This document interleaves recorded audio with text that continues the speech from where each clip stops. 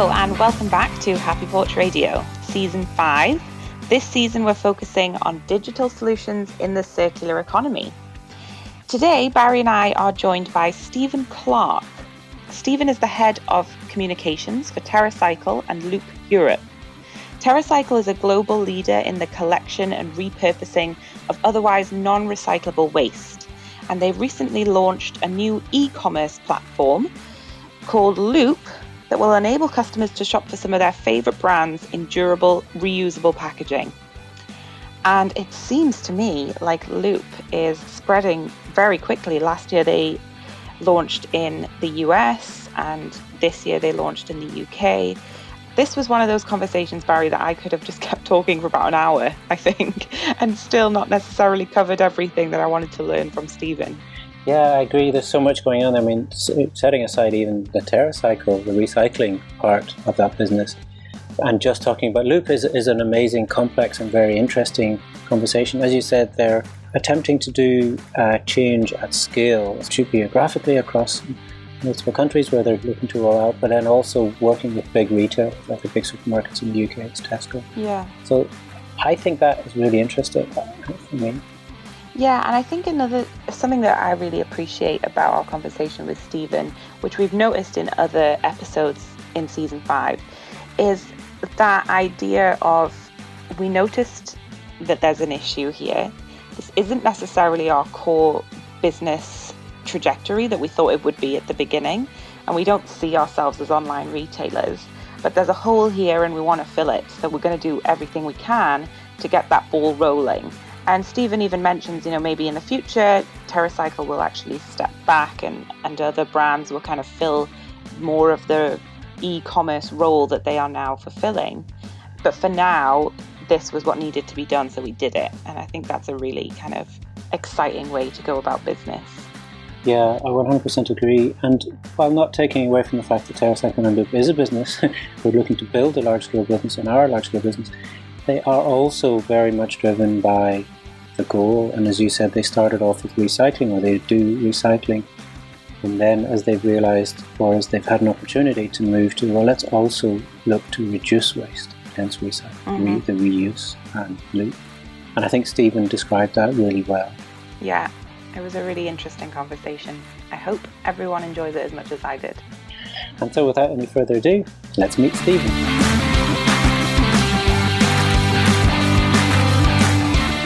I'm Stephen Clarke. I'm the head of communications at TerraCycle and Loop Europe. TerraCycle's mission is to eliminate the idea of waste, which is a very big goal, I know. We kind of do this in two main ways. So TerraCycle recycles previously non-recyclable waste in 21 markets around the world. And also Loop, which is a fairly new venture of ours, which is a zero waste shopping platform. So we're focusing on refill and reuse. So there is no need to then recycle materials at the end. Awesome. And welcome to the show. I'm really excited about this conversation. TerraCycle obviously is a huge thing and a huge conversation, but this episode, what we want to do is focus on Loop. So I think it makes sense to start as much as we can at the beginning and kind of maybe you could share a little bit about where Loop came from, the genesis, and how that grew out of the work that or the mission that TerraCycle has. Sure. Yeah, absolutely. Well, I mean, we're sort of seen as experts in recycling the non-recyclable. So we find ways, and the main way we do that is we make the economics work for a waste stream. So whilst anything can technically be recycled, it generally isn't because of the cost issue. So if something it costs less to collect, separate and recycle, the resulting recycled material is not collected and recycled. So we partner with brands to make the shortfall in the economics work. So we've been doing this since 2001 now. We're in 21 markets around the world. But we came to the realization, and particularly our founder and CEO, Tom Zaki, who kind of came up with the TerraCycle concept, that whilst recycling is vitally important, on its own, it's not going to be enough. And the real reason for that is the unintended consequences of single-use packaging. So it's kind of created, along with consumerism, a bit of a worldwide waste crisis. So most products are designed for one single use, and then they're disposed at the end of it. Quite shocking statistic, 99% of the things we buy are actually thrown away within 12 months. And it takes quite a lot of effort to kind of collect, separate and recycle it. So most things actually don't get recycled. So only 9% of the global production of plastic is actually recycled. The rest of it goes into landfills or is incinerated. So, and it's kind of crazy when you think about it. You use some of it for a very short period and then you burn it.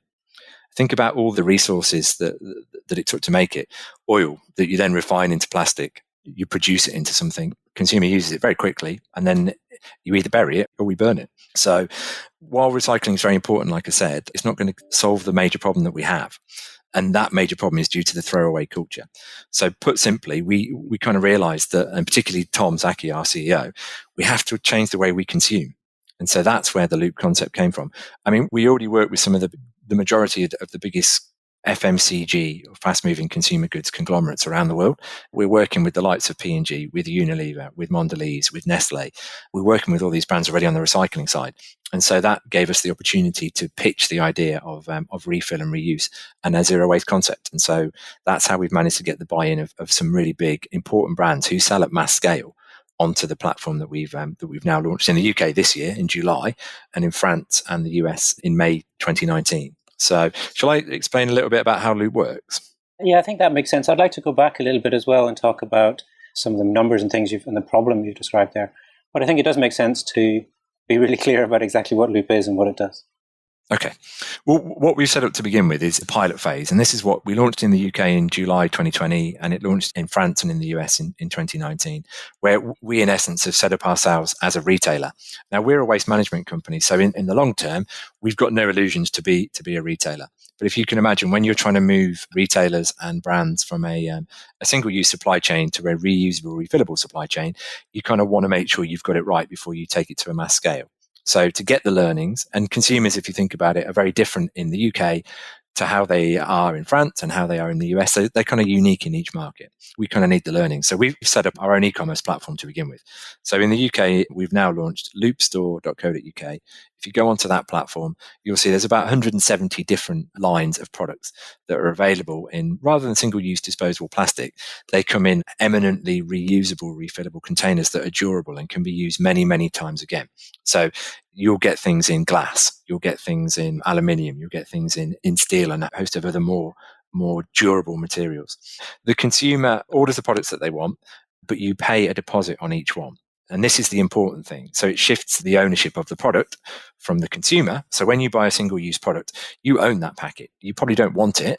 You just want the contents in it, but you own that packet. It shifts the ownership back to either the retailer or the brand. And so it's then in their interest to make that as reusable as many times as possible to make the economies of scale better for them. So it costs more to make that packaging, but if you're going to use it multiple times, it's eminently better for the environment because you're then not having to create new plastic every time you create a product.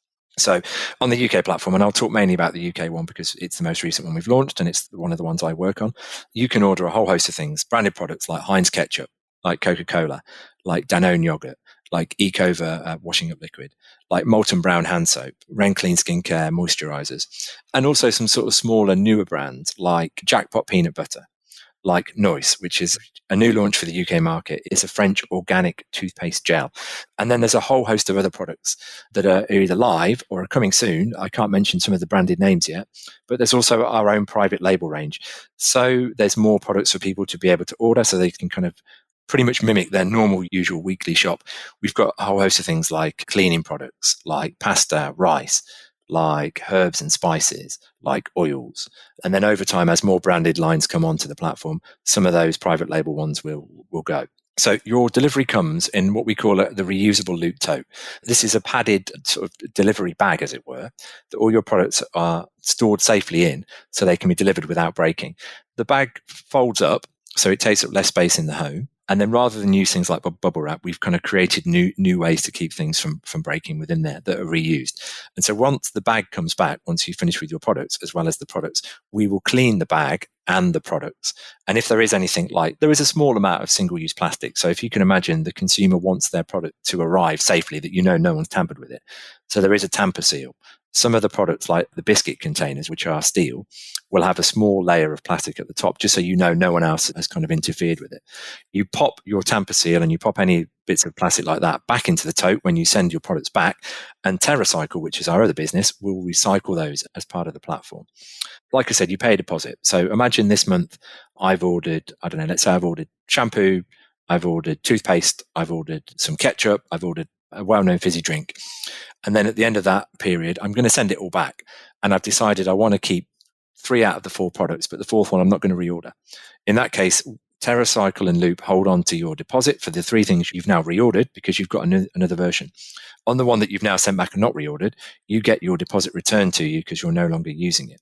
So that's the beauty of the system, and that's how it's a massive upgrade for the environment. So this phase is like I said, this is phase 1. This is the pilot. So it's been going in the UK now a couple of months, going very well. Consumers have really taken to it. We've had lots of visits to the site, lots of registration, and orders are very good. So the next phase will be, and Tesco is our retail partner for the UK, it will go into Tesco stores. And to begin with, it'll probably be a relatively small number, and then it'll be scaled up over time. And then in those Tesco stores, you'll get what will be known as a Loop end aisle. So there'll be sections of the store that you can kind of go and pick up your favorite products. And that'll be not only branded products like I mentioned earlier, but also there'll be some of Tesco's own private label products in reusable, refillable packaging. And it will work exactly the same.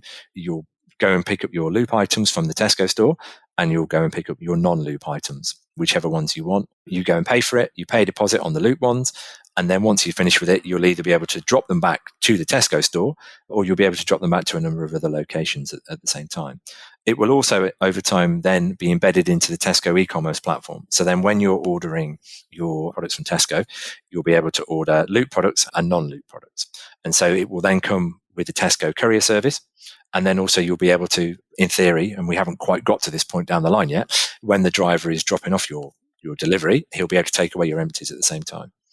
We see Loop very much as an engine almost for reuse. It could be incorporated into various different retailers. So while Tesco is the first one, we very much don't see it as being the last one. There was also an interesting announcement made last week by McDonald's. McDonald's are partnering with us, and they're going to run their own pilot next year in a number of McDonald's restaurants for reusable coffee cups. And so the way we see it, the bigger an ecosystem we have for reuse and refill. So imagine if you could buy your coffee in McDonald's and then drop that reusable coffee cup back to Tesco to get your deposit. Or imagine you buy your shopping via Tesco's e-com, or you buy it in a Tesco store, and you happen to be going to McDonald's for something to eat the next week. You could drop your empty grocery Tesco containers back to the McDonald's store.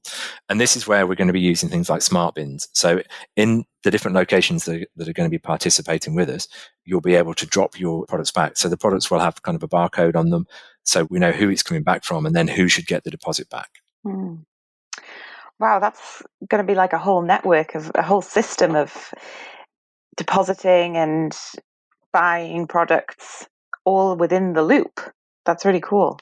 That's the plan, because for us, what we have to do is we have to replicate the convenience of single-use disposability. Right. The reason that's got so big and so popular across the world is because consumers like it, consumers want it, consumers have become used to it.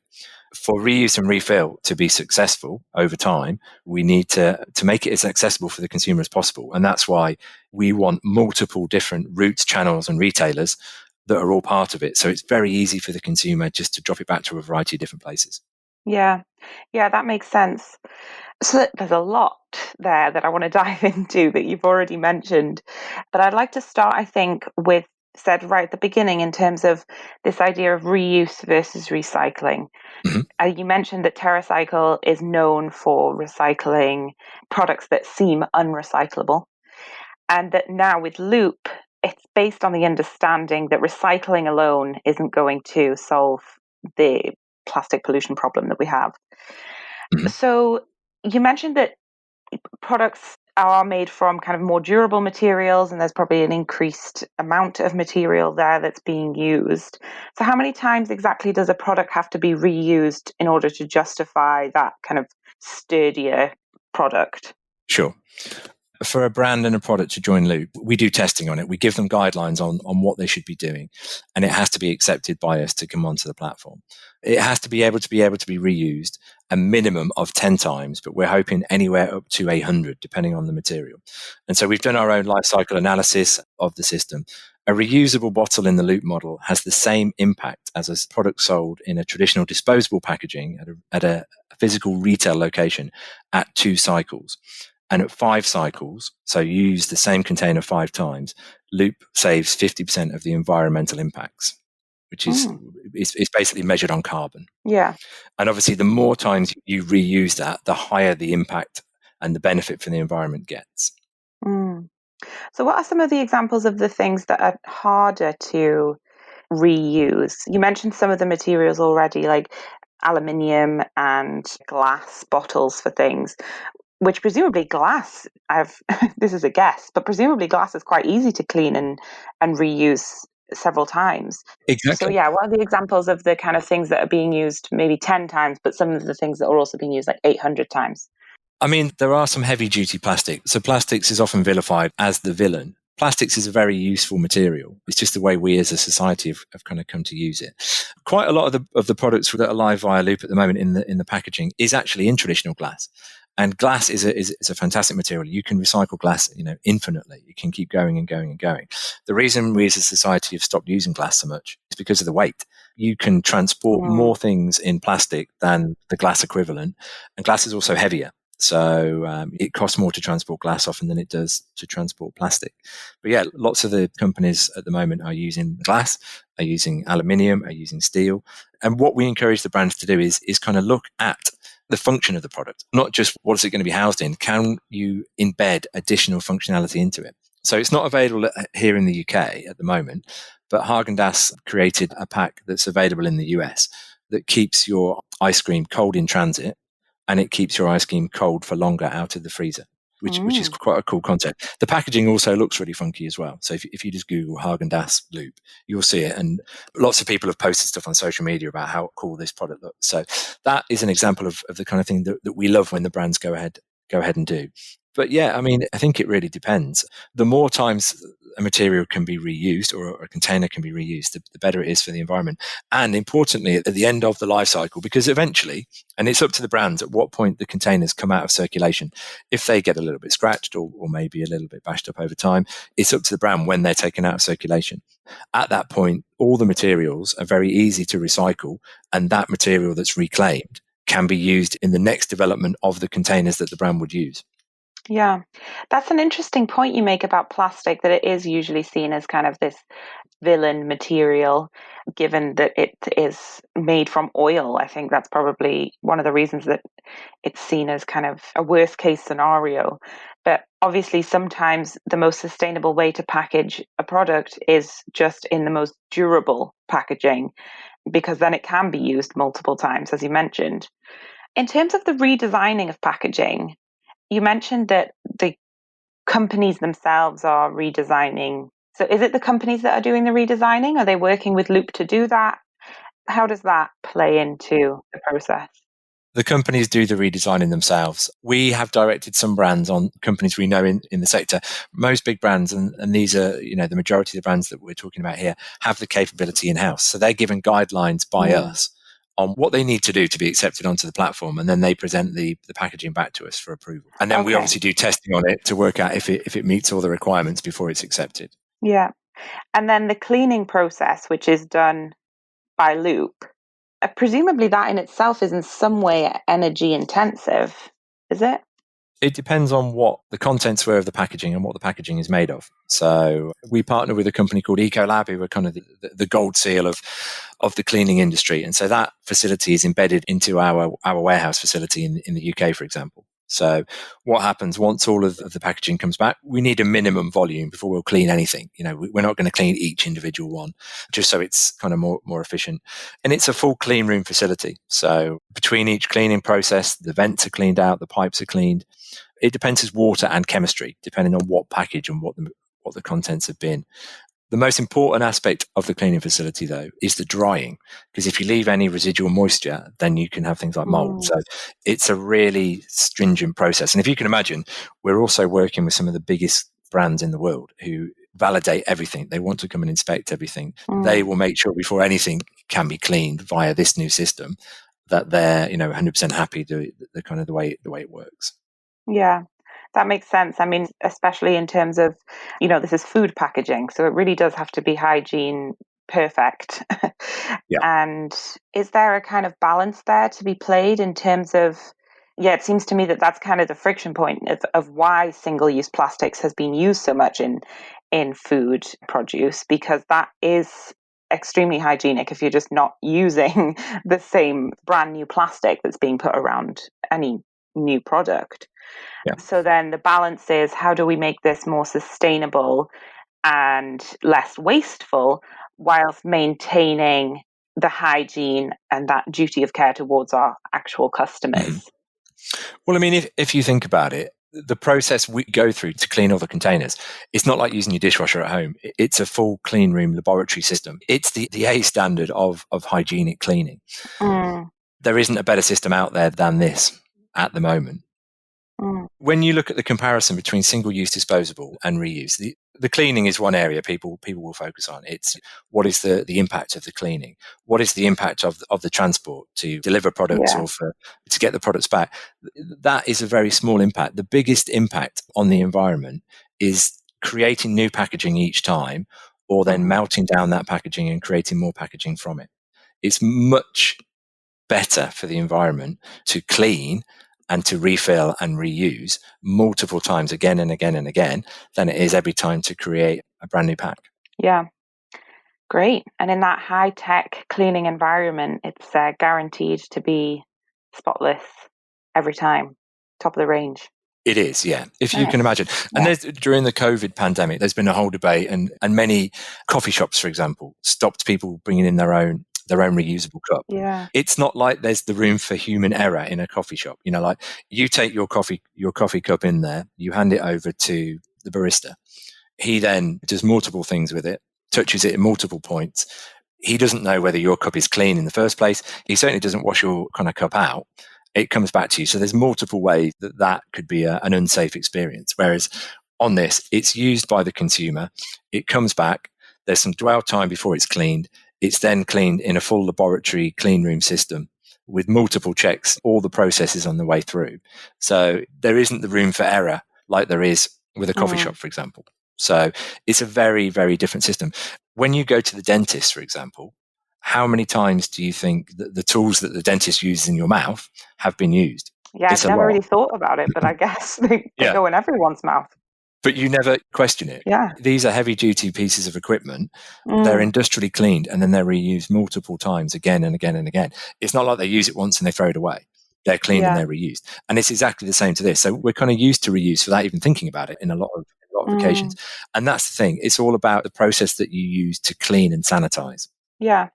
And that's how it used to be. You know, we didn't always have single-use plastics, and the milkman used to come every day and pick up your old bottles and give you new milk and then reuse those milk bottles. So it's not something that we've never heard of before. It's kind of almost a harking back to an older system. Funnily enough, we often describe Loop as the milkman reinvented, but for everything. So that's partly where the inspiration from the system came from. It's like, let's go back to what used to happen. The milkman in the UK in particular kind of died out in popularity over the years. It's now making a re-emergence. You know, I've read stories during the last few months of what's been going on around the world where home delivery systems with reuse like that are growing in popularity. But yeah, that's what we want Loop to be. We want people to think of it as we've learned from a really successful old system, but we've reinvented it slightly and we've made it more palatable for today's needs. And the big point about it is convenience.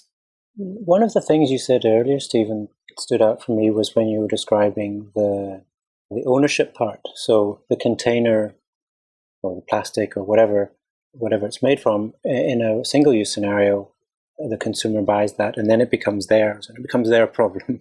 That's sort of standing over the recycling, wondering what to do with this, or not knowing if it is going to get recycled when it goes off in your bin to your local council.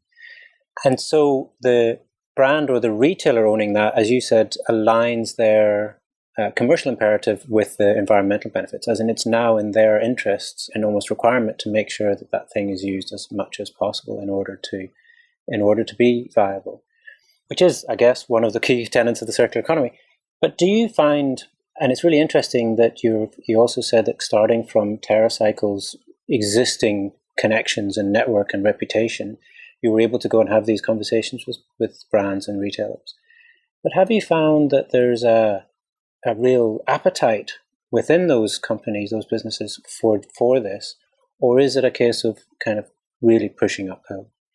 There is an appetite, but like I said, people want to almost dip their toe in a little bit, I think is probably the way to look at it. People want to test the system. They want to see how consumers react to it. What do consumers like? What do consumers not like? Because to move from a single-use disposable supply chain to a reusable, refillable supply chain is quite a move. So people want to test the results, and that's exactly what we're doing. And the results are very encouraging, in all the markets we're in, but particularly in the UK. The UK, our launch was pushed back a little bit. We were supposed to launch in March, but it was right at the start of the lockdown. So we made the decision it wasn't quite the right timing. We launched in July. We've had really good interest from consumers. Everyone seems to like the concept, and that's kind of great for us to hear. But it's also great around the world, because in the markets we're also not in at the moment, there's real demand for people registering on our sites, even in different countries than where we're live, saying, when you come into our market, we want you in our market. So the future looks very promising. But yeah, I think it's only understandable that businesses will want to test the system before they go to a bigger scale. And that's what we're looking to do. To make a real impact, we need the scale. And that's where the likes of a Tesco comes in. Yeah. And to get that proof and to have that story, it takes somebody like yourselves, like a company that is looking to make that change. I want to use the term mission again. And I guess my question is, I'm assuming that this is definitely a kind of, it's a cause, it's a mission, it's a purpose. It's not just another business for you. No, well, I mean, Tom Zaki founded the company to make an impact on waste. We've been doing it now since 2001 in multiple markets. We launched here in the UK in 2009. And this for us is a logical step, because while recycling is still important, like I said, something else needs to help to make the big impact that we need for the change. And the change is the way we consume. We really have to impact the way we consume. And for us, the biggest way to do that is to do refill on a mass scale. Yeah.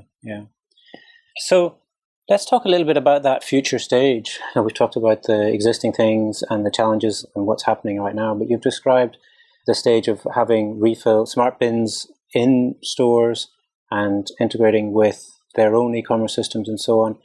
Is that something that is laid out in a very clear, we know what we're going to do, or is it, how much of that is still exploratory and inventing kind of as you go? It's happening now. There'll be a Loop app that you can use on your phone. That's being developed.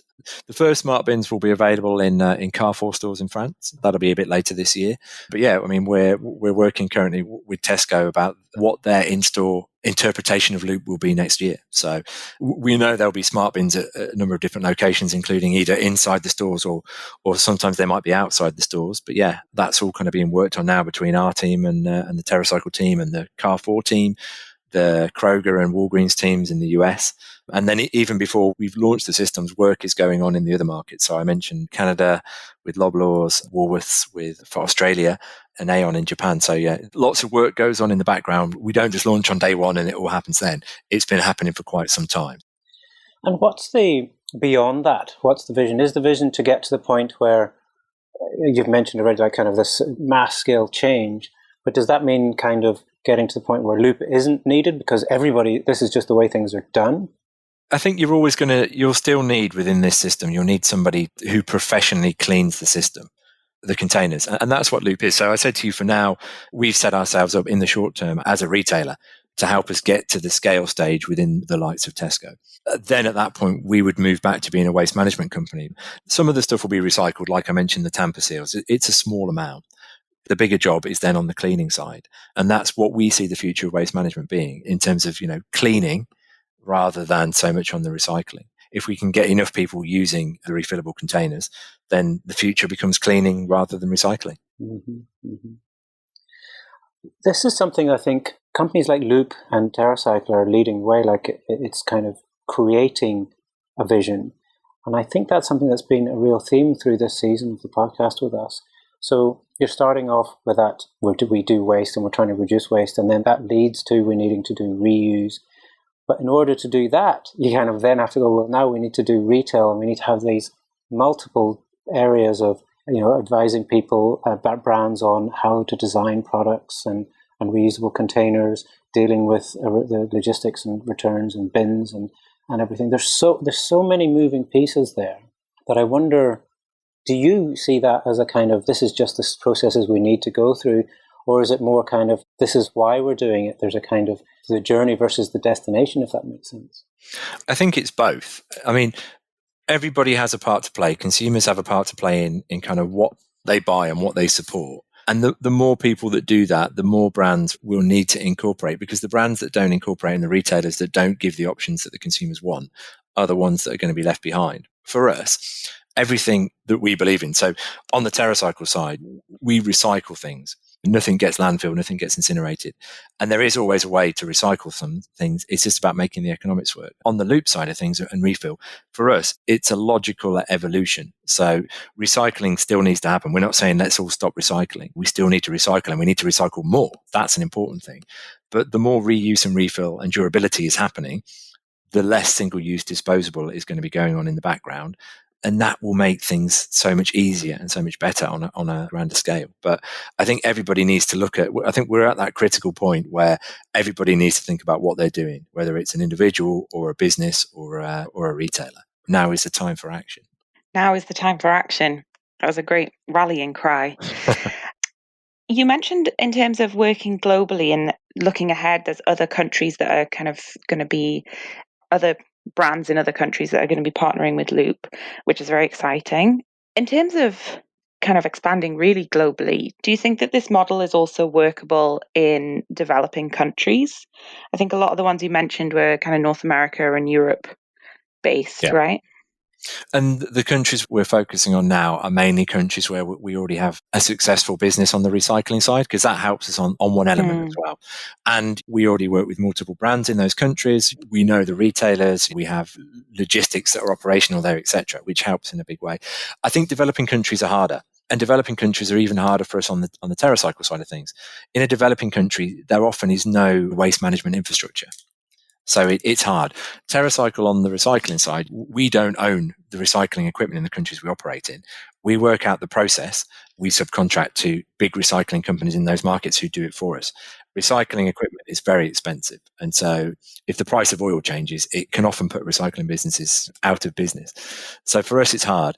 In developing countries, we actually have launched something in the last year called the TerraCycle Global Foundation, where we're looking to work in countries with no waste management infrastructure or system to do exactly that. So we work in Thailand at the moment where we're getting plastics out of rivers before it kind of gets to the ocean.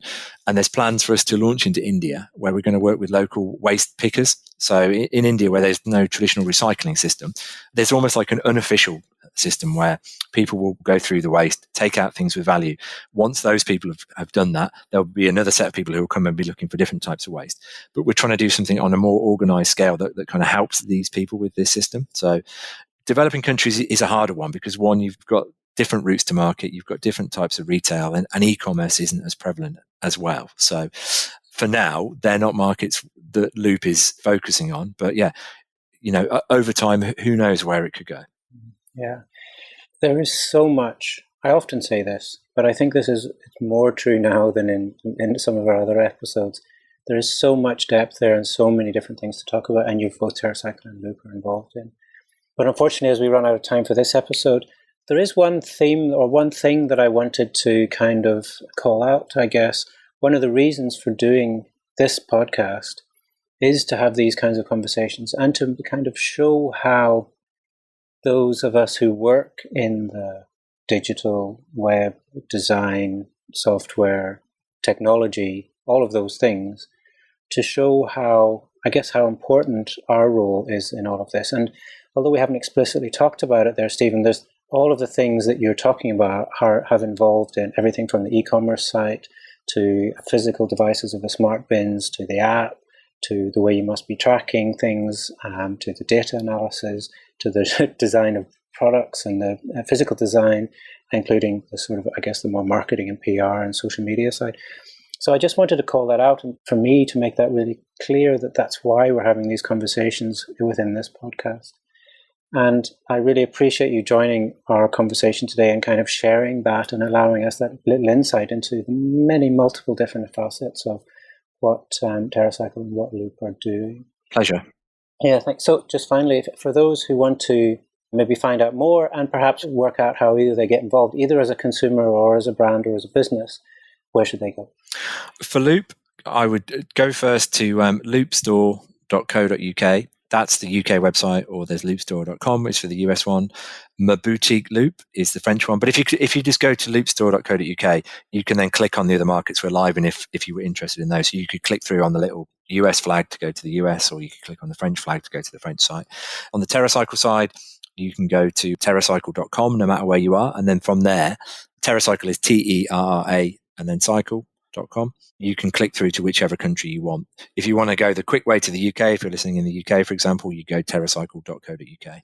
Wonderful. Thank you so much. As usual, we'll put all those links and as much as we can from all the things we've mentioned into the show notes on happyporchradio.com. Stephen, it sounds like what the work you're doing is amazing. And I always like to sort of make it really clear that businesses and people like yourself who are leading the way in this, I think, are really important, and we should all be cheering and supporting and celebrating the work that you're doing. So thank you very much. Thank you, Stephen. Thank you for having me. Cheers. Bye-bye. You can find notes and links from this episode, plus a full transcript at happyporchradio.com. If you are enjoying the show, please take a moment to give us a positive review on your favourite podcast app. Thanks for listening to Happy Porch Radio.